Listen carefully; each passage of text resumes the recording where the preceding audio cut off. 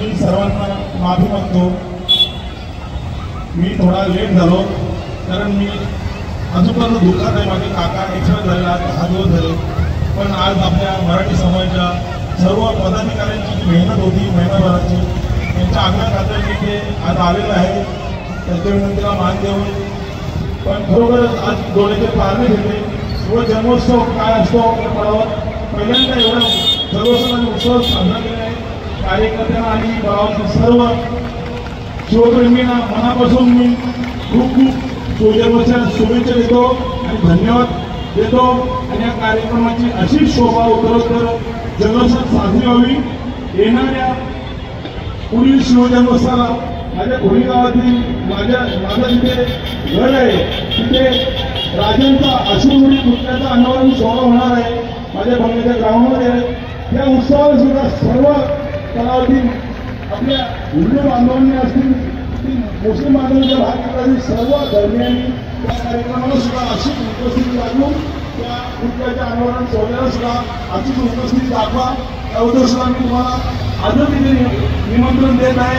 आणि पुन्हा एकदा मी जास्त काही बोलत आहे. शिवजन्मोत्सव खूप खूप शुभेच्छा आणि सर्व माझ्या समाजाच्या मित्र परिवाराला सुद्धा खूप खूप शुभेच्छा. आज त्यांनी आजला मेहनत घेऊन खरोखर मी आज वेळेवर इथं टायमावर आलेला आहे. तर मला खरोखर खूपच आनंद झाला आणि मला इथे बोलवल्याबद्दल मी सर्वांचे पदावरती सर्व रहिवाशांचे मनापासून खूप खूप धन्यवाद. जय हिंद, जय महाराष्ट्र.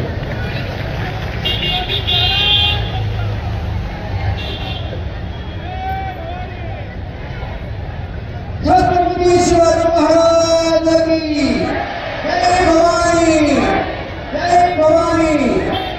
नमस्कार सर्व पदाला रहिवाशांना माझा नमस्कार.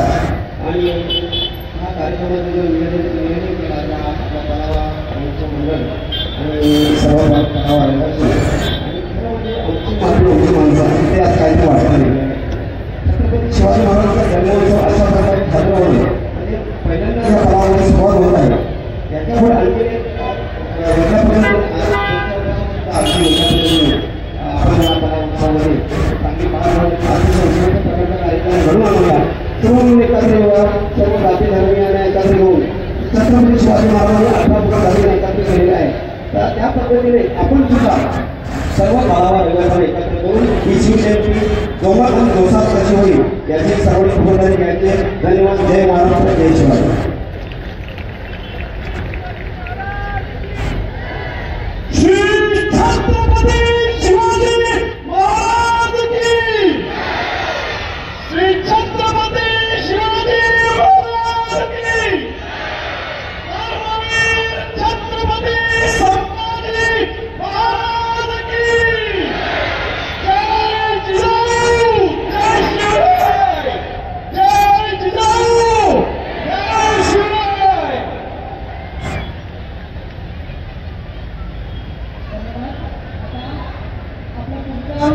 कार्यक्रमासाठी आपल्या भगिनीचे सज्ज झालेले आहेत. त्यावेळेला आपण या कार्यक्रमासाठी सुरुवात करूया. आणखी एक पटकन तुमच्यासमोर चालू होत आहे आणि त्याच्या जोडीला ध्वजनृत्य सुद्धा होत आहे.